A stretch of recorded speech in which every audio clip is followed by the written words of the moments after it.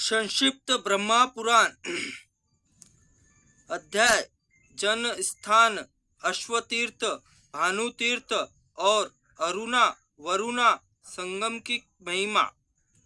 ब्रह्मा जी कहते हैं, उसके बाद विश्वविख्यात जन स्थान नामक तीर्थ है, जिसका विस्तार 4 योजन का है। यह संस्मरण मात्र से मनुष्य को मुक्ति देने वाला है।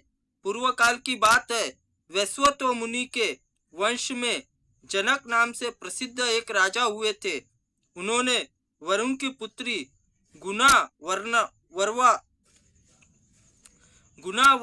गुणार्णवा के साथ विवाह किया था। गुणार्वा धर्म अर्थ काम मोक्ष सिद्धि करने वाली थी। जनक में भी यही गुण थे। अतः राजा को अपने गुणों के अनुरूप सुयोग्य भार्या मिली। विप्र याज्ञवल्क राजा जनक के पुरोहित थे।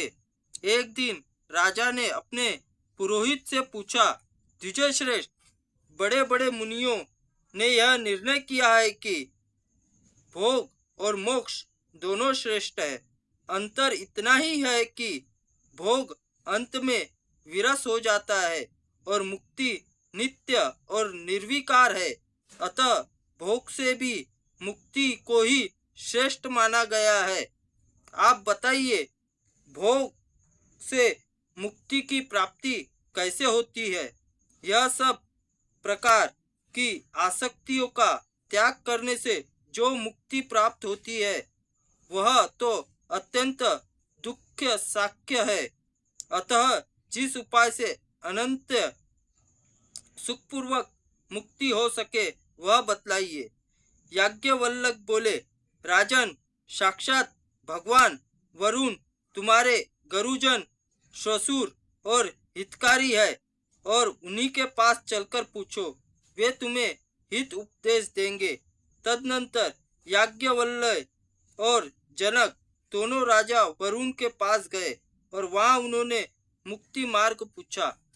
वरुण ने कहा, 2 प्रकार के मुक्ति प्राप्त होती है, एक कर्म करने से और एक कर्म न करने से। वेद में यह मार्ग निश्चय किया है कि कर्म करने के अपेक्षा कर्म करना श्रेष्ठ है, कर्म न करने की अपेक्षा कर्म करना श्रेष्ठ है। अर्थ, धर्म, काम, मोक्ष ये चारों पुरुषार्थ कर्म से बंधे हुए हैं। नपुंसक कर्म के द्वारा सब प्रकार के साध्यों की सिद्धि होती है। इसलिए मनुष्य को सब तरह से वैदिक कर्म का अनुष्ठान करना चाहिए। इससे वे इस लोक में भोग और मोक्ष दोनों प्राप्त करते हैं। अकर्म से कर्म पवित्र है। कर्म भिन्न भिन्न आश्रमों वर्णों के अनुसार अनेक प्रकार के होते हैं। वर्णों और आश्रमों में भी 4 आश्रम कर्म द्वारा माने गए हैं। उनमें से भी गृहस्थ आश्रम अधिक पुण्यदायक है। उनमें भोग मोक्ष दोनों की प्राप्त हो सकते हैं। यह मेरा मत है। यह सुनकर राजा जनक और बुद्धिमान याज्ञवल्क्य ने वरुण का पूजन किया और पुनः यह बात पूछी, सूर्यश्रेष्ठ, आपको नमस्कार। आपका सर्वज्ञ बताइए कौन सा देश और तीर्थ ऐसा है जो भोग तथा मोक्ष प्रदान करने वाला है? वरुण ने कहा, इस पृथ्वी पर भारतवर्ष और उसमें भी दंडकवन्य पुण्यदायक है। इसमें किया हुआ शुभ कर्म मनुष्य को भोग तथा मोक्ष दोनों प्रदान करता है। तीर्थों में गौतमी गंगा श्रेष्ठ है और मुक्तिदायिनी है मानी गई है, और यहाँ यज्ञ और दान करने से मोक्ष प्राप्ति होती है।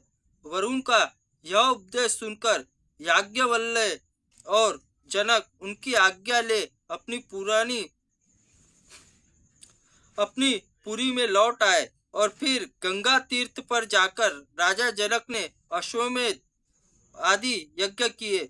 विप्रवर याज्ञवल्क्य ने यज्ञों के आचार्य का कार्य किया। गौतमी गंगा के तट पर यज्ञ करने से राजा मोक्ष प्राप्ति हुई। तत्पश्चात जनक वंश के बहुत से राजा क्रमश वहां आकर यज्ञ करते हैं और गोदावरी कृपा से मोक्ष के भागी होते हैं। तभी से यह तीर्थ जन स्थान के नाम से विख्यात हुआ। जनकों का यह यज्ञ स्थान होने से उनका नाम जन स्थान पड़ गया। वहाँ स्नान, दान, पितरों का तर्पण करने से तथा उस तीर्थ का चिंतन करने से, वहाँ जाने से, भक्ति पूर्वक उसका सेवन करते रहने से मनुष्य अभिलिष्ट वस्तुओं को पाता है और मोक्ष का भागी होता है। अरुणा और वरुणा नाम की दो परम पवित्र नदियां हैं। उन दोनों का गोदावरी संगम हुआ है। वो बहुत ही पवित्र तीर्थ है। उनकी उत्पत्ति की कथा सब पापों को नाश करने वाली है। उसे बताता है कि सुनो, महर्षि कश्यप ने ज्येष्ठ पुत्र आदित्य, सूर्य समस्त लोकों में विख्यात है।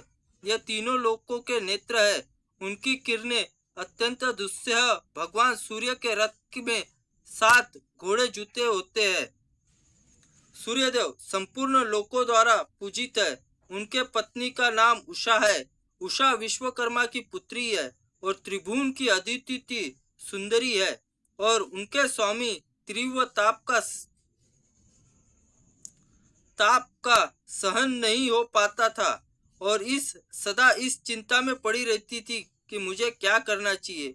उषा के 2 बुद्धिमान पुत्र थे, वैश्वत और मनु। और यम, एक कन्या भी थी जो परम पवित्र यमुना नदी के रूप में विख्यात हुई। एक दिन उषा ने अपने ही समान रूप वाली अपनी छाया उत्पन्न की और उससे कहा, तू मेरी ही जैसी होकर मेरी आज्ञा से पति की सेवा तथा मेरे पुत्रों का पालन कर। मैं जब तक लौट कर न आऊं तब तक तुम ही पति की प्रेयसी बनकर रहो। यह रहस्य किसी को न बताना। मेरी संतानों पर यह भेद प्रकट न होने पाए।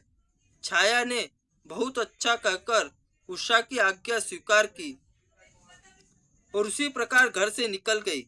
उसने तपस्या के लिए उत्तर कुरु नामक देश को प्रस्थान किया। वहां पहुंचकर उसने घोड़ी का रूप धारण करके कठोर तपस्या प्रारंभ की।